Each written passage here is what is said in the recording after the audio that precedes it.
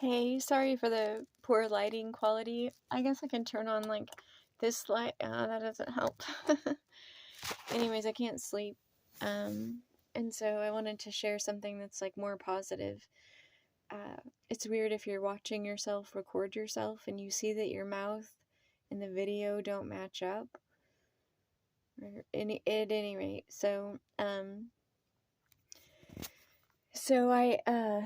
I've been thinking about some things lately. I guess it was a week ago or 2 weeks ago. No, just a few days ago. I was down in this park in LA and I was thinking and praying and driving.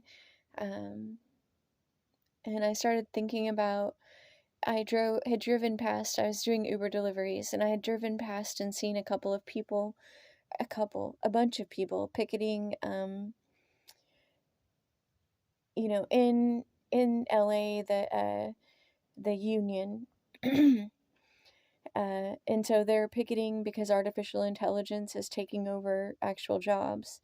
And there were other people picketing, writers too, for various um, different reasons that I felt very sure were viable reasons. But the artificial intelligence side was essentially, I guess, actors were being hired to do 1 or 2 episodes, and then they were using artificial intelligence to use the actor's image and voice and everything to create like 9 or 10 episodes where the actor isn't getting paid. And obviously, everyone can agree that we own our own image.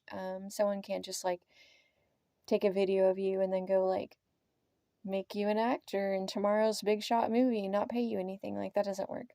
But anyways, moving on.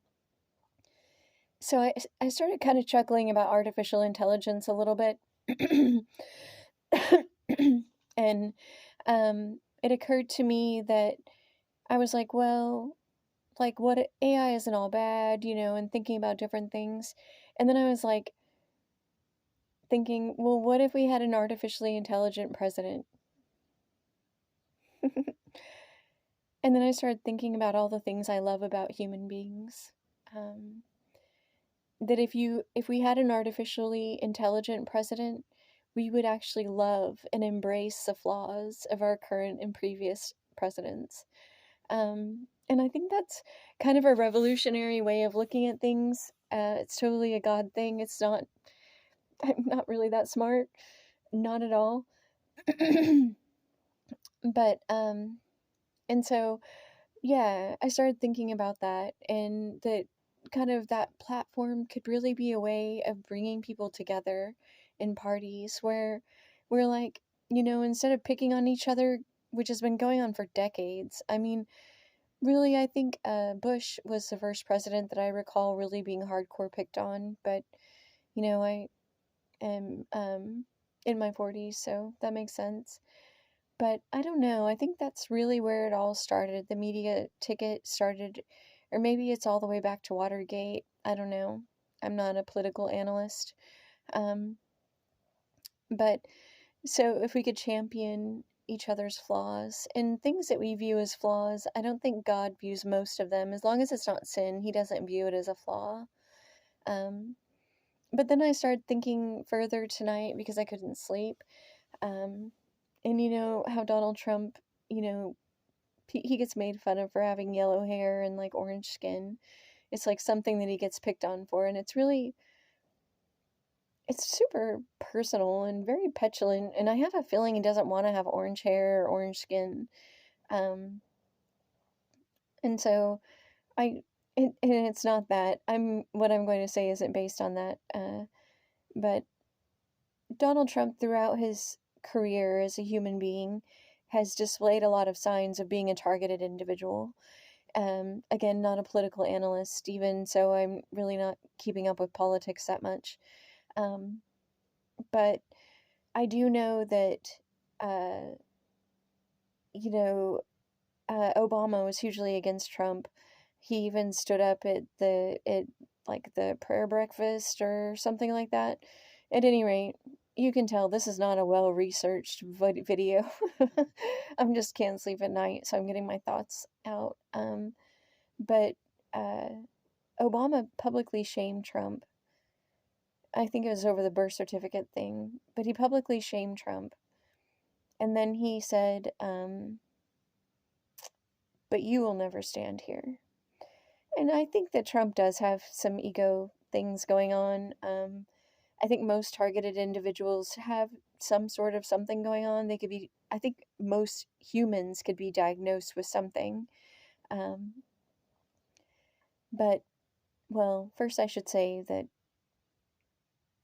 I voted for Biden. But, and that's not a slight against Trump or anything. I guess the reason why I feel strongly about this, it has nothing to do with political party.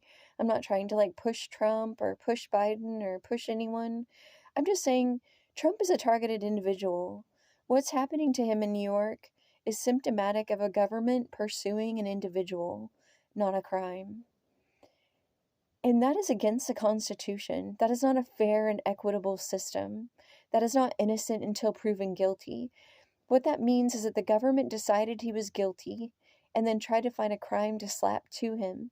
Now, this supersedes your political views because this can happen to you tomorrow. And it won't matter if you're a Democrat or a Republican or a Libertarian. Those things won't matter at all. I'm actually a Libertarian. But I am registered right now as a Republican because California has asinine voting laws. But at any rate, it's not okay to target people. And if we aren't all against this, it's going to be all of us. Everyone can be targeted. You know, when people are targeted, lots of times other people want to know, like, oh, well, who are you? Like, why are you so important that this is happening to you? And I think with Trump, the answer to that question is pretty clear and blaring.